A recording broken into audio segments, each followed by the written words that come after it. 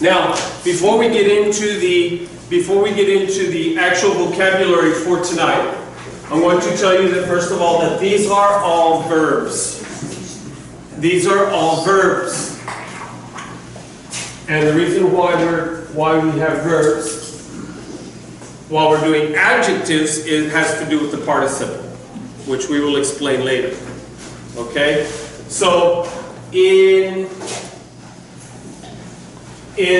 a lot of the Mediterranean languages, there are what are called different stems or different forms of verbs, different styles of verbs, more than what we have and what we understand.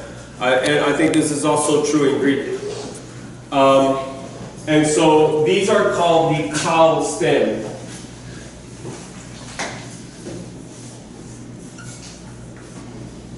And what is the kal stem? The kal stem is the simple root form. So you're going to recognize some of these as in some nouns or some other forms, but this is the root where they come from. This is the verb kal stem where those words will come from. Okay? So everybody understand that? So this is for example, what would I say? The simple form of this word. This is the simple form. Run. To run. Okay? Now I can make it, when we're going to study tonight, I can make it a participle by adding ing. Running.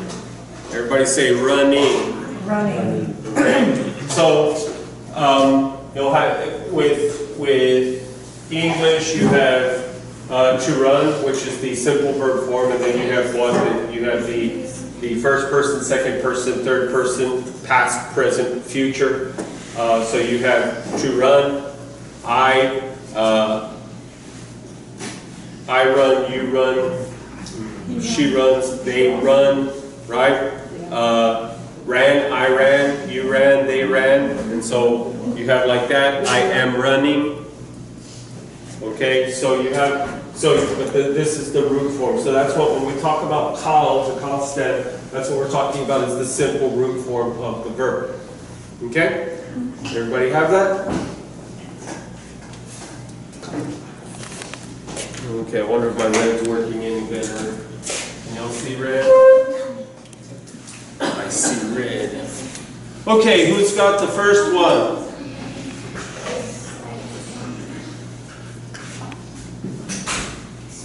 Okay, Cody? Shamar. Shamar. Okay, so give it to me. She.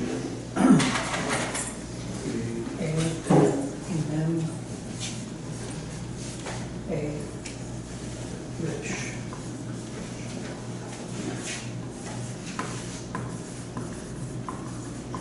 And Shamar means to guard or to keep.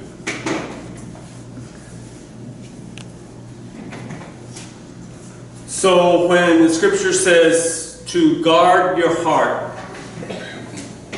it means to keep your heart. To keep your heart in a certain place. To keep those things out that don't belong there. And to keep those things in which do belong there. To keep Torah, when we say to keep Torah, when you say it in Hebrew that I keep Torah, literally you're also saying I guard Torah. That I'm guarding Torah with my life. Okay? So, Shamar. Okay, who's got the next one? Everyone say Shamar. Shamar. Again, Shamar. And it means guard. Everyone say to guard. To guard. Or to keep. Okay, the next one. Who's got it? Emilio? Nathan. This is where we get the name Nathan Nathaniel. There you go. Woohoo! Nathan. Well, I hope you live up to your name, Bubba. All right. So give it to me.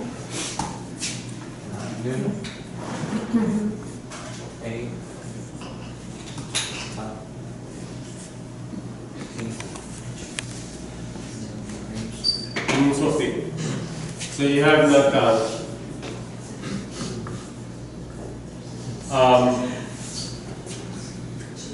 And natan means to give. Everyone say natan, Natan. to give. To give. By the way, notice the vowel structures here. This is typical of the kal form, okay? See how it is every time. It stays that way. It's that way. This is the typical vowel structure of what is called the kal stem.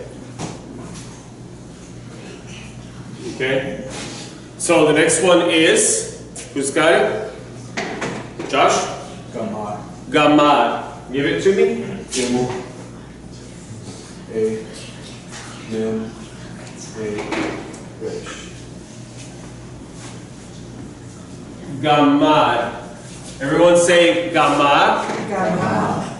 And gamad means to finish.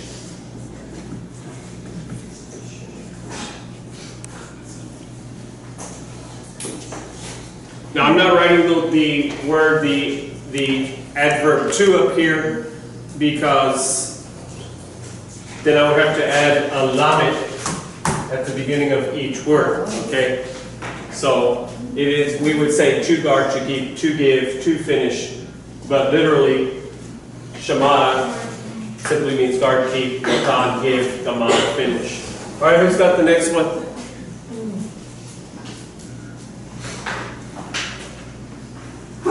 Marcy? Halak. Halak. So give it to me. Hey, A sound, lamed, A sound, kaf suffix. Yes. So halak. So this is the root. This is the kal of halakha. What is halakha? To walk. Okay, halak is to walk, so halakha is The walk. the walk. To make it, put it in the noun form. Okay, so you're taking a verb and putting it in noun form. So this is to walk.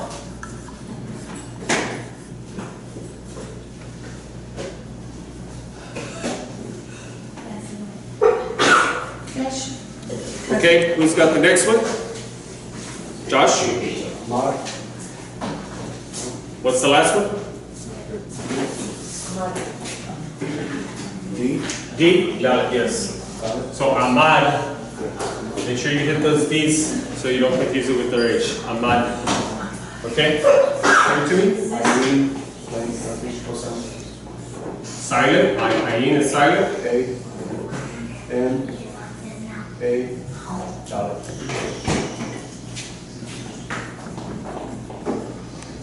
Ahmad means to stand.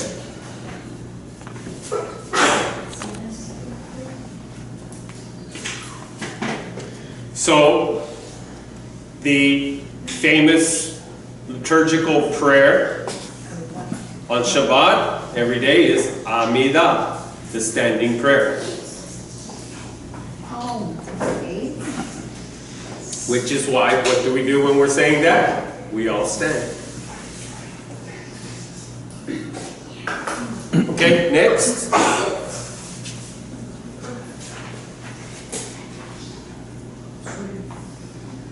Cody? Katal. Everyone say katal. Give it to me.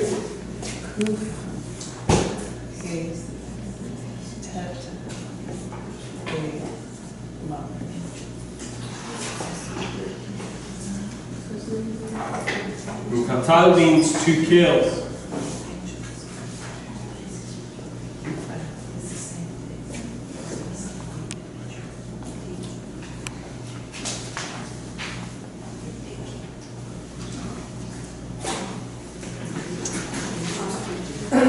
Next one. Josh? Yada or yada? You're close. It's just where you're putting your accent.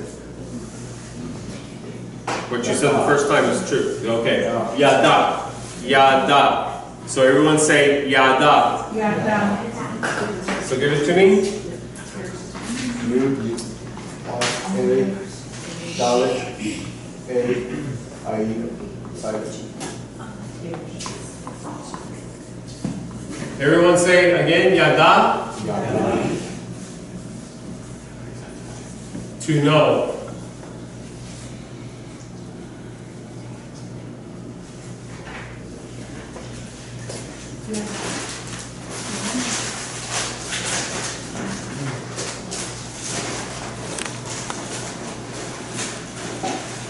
Next one.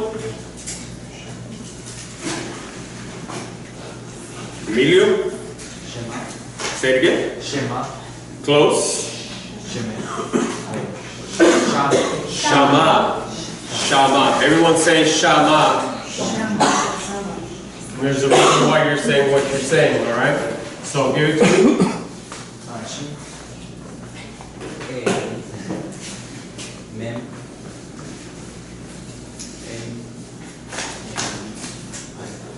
Ayin, which is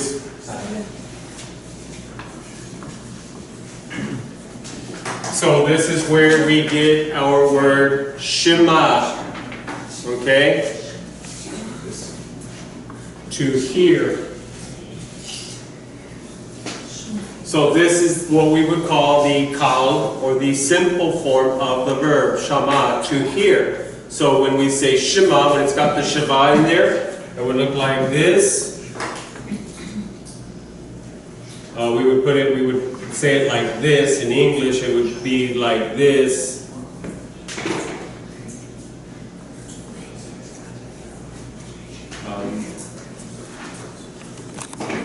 Okay, this is what it would look like. This is what it looks like in the Torah scroll. Okay, Shema, which is why we say it like that, because you have that Shiva there. Okay, so Shema, which is a command, a directive. Okay, so that's the change from the simple form of Shema. So it changes. This is it. In this instance, this is how it's changed into a directive.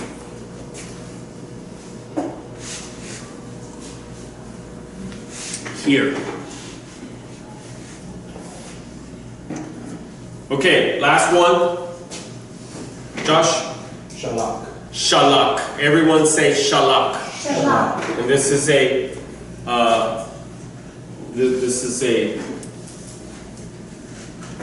an important word for us as well, particularly in the Brit Chadashah. So give it to me. Shin, Hey, Lamed, Hey, Castle. Shalak. Everyone say shalak. Shalak. To send.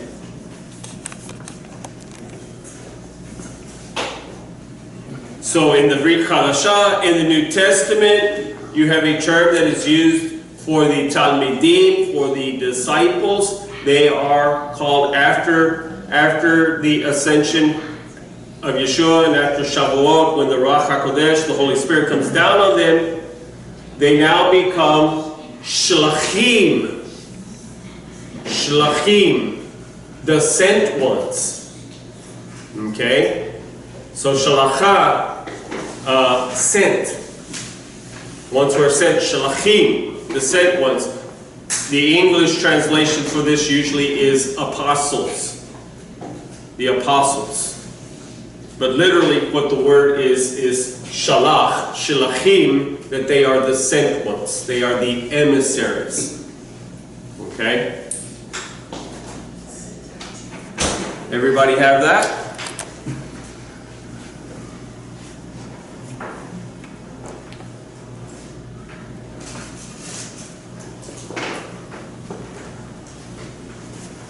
All right. Can I erase?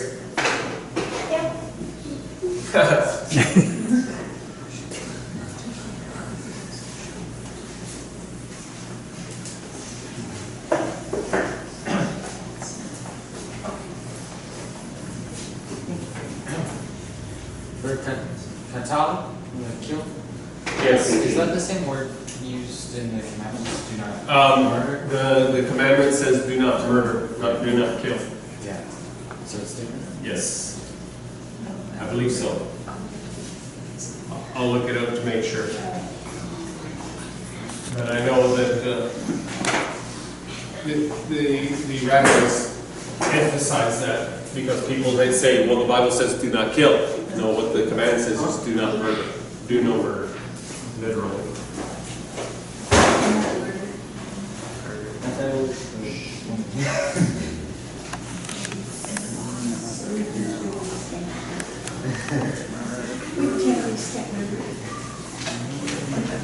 Well, and this is, see, people use that as an excuse as to you're not allowed to go to war because the Bible says do not kill. Well, no, it doesn't exactly say that.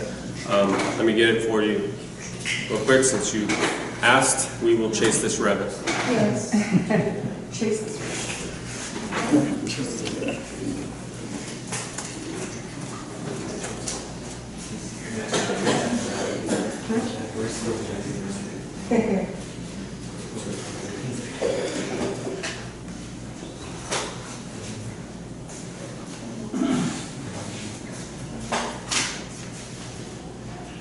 Tirach. Tirach. Oh, tirach. That's what it is. Tirach from ratzach. Lo tirach. The root is, the kal form is ratzach. And it means to murder. It's,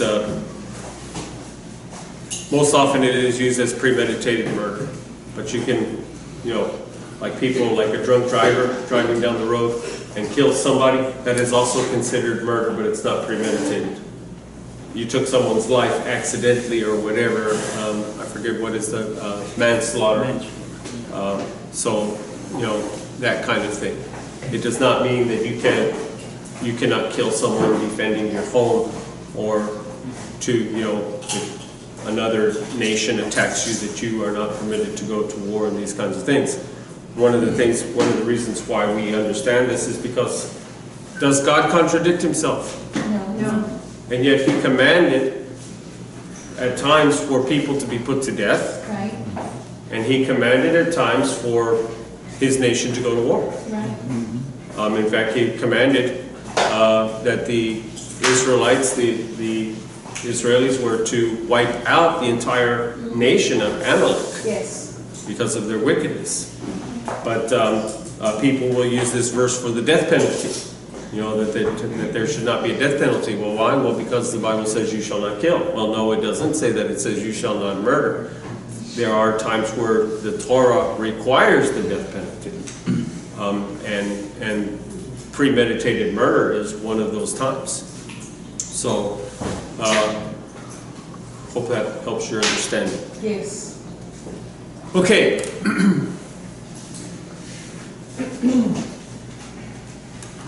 So we're studying adjectives.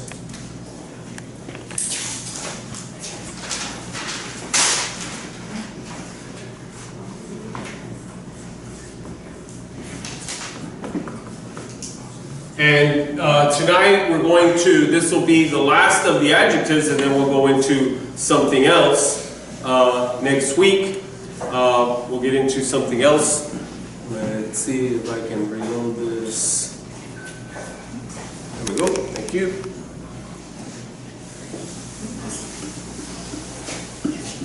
So what we're going to study tonight is an adjective that isn't an adjective, but it acts like an adjective. And this is called the participle.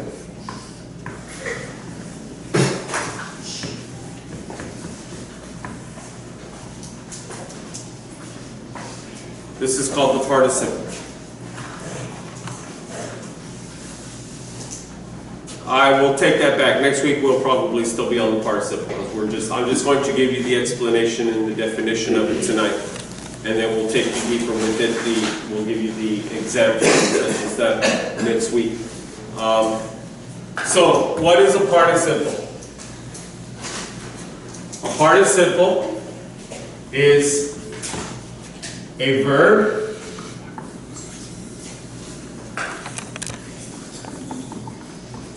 acting as an adjective. Now I know it's been a long time. In fact, for me,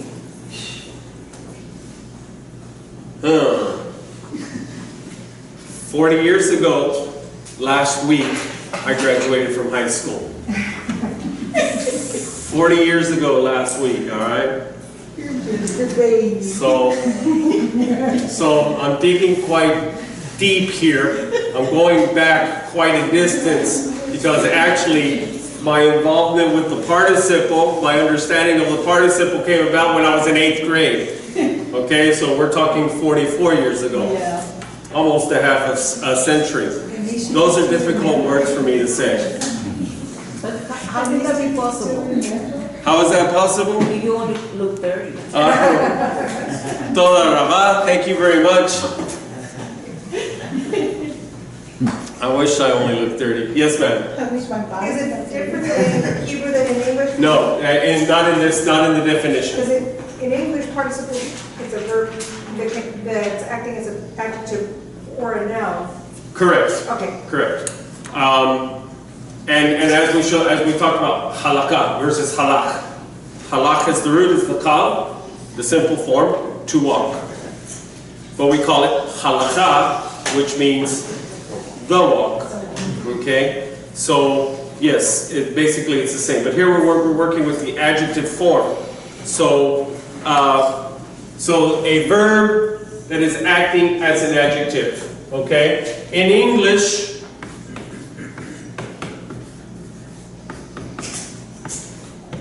this is done by adding ing to the verb.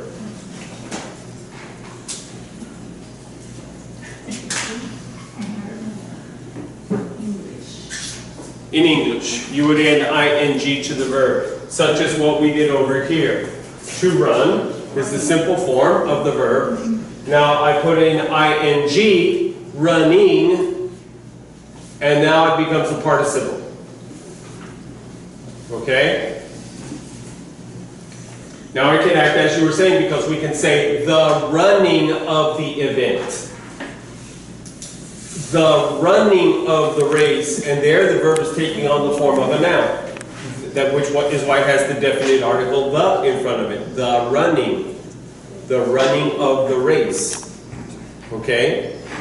But acting as an adjective, we would say The running man. the what? The running man. The running man.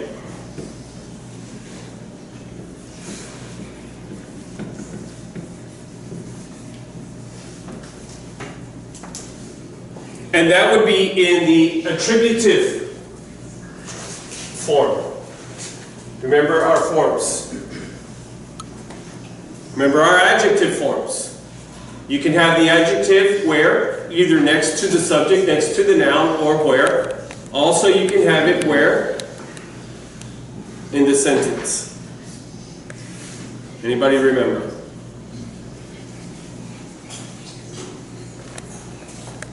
This would be attributive.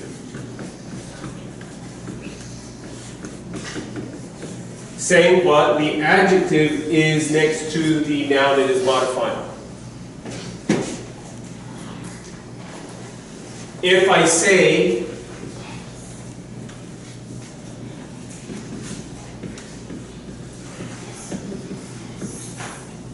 the man is running.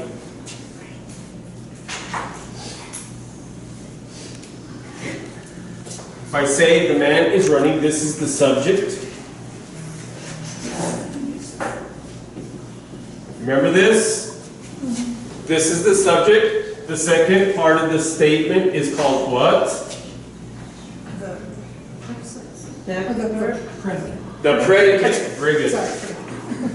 Leave it to the math teacher. The predicate. So then what would we call the adjective that appears in the second part of the sentence, and the predicate part of the sentence is called predicative.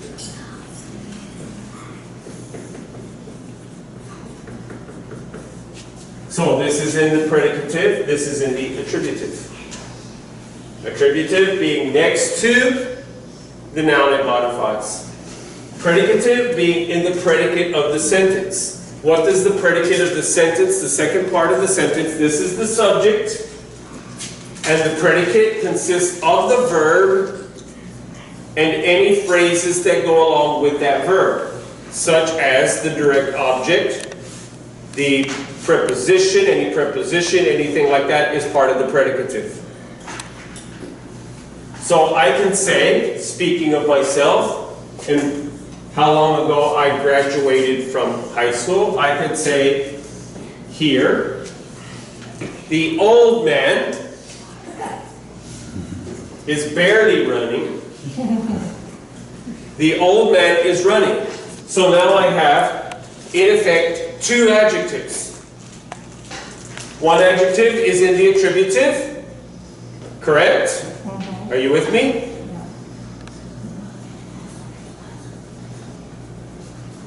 Because old is part of the subject still. It's coming before the verb, so it's part of the subject.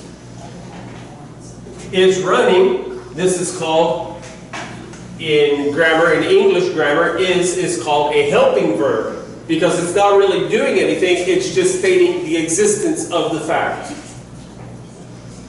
Which in Hebrew, what do you know about that in Hebrew?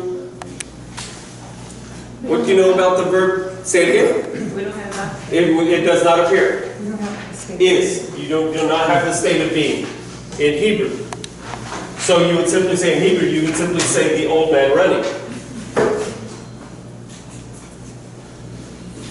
So running is a verb. Your verb form is what? Run. You with me? Now I've made it a participle to make it an adjective. That is to make it a descriptor of the subject. It's describing the subject. It is describing the action of the subject. Okay? So the old man is running. So the ing here makes it a participle, which is acting as an adjective to describe the old man. To describe, in effect, the action of the old man. Is that also called the acting verb? Yes. Well, it could. This is in. There are two forms of participles. One is called active form, and the other is called passive.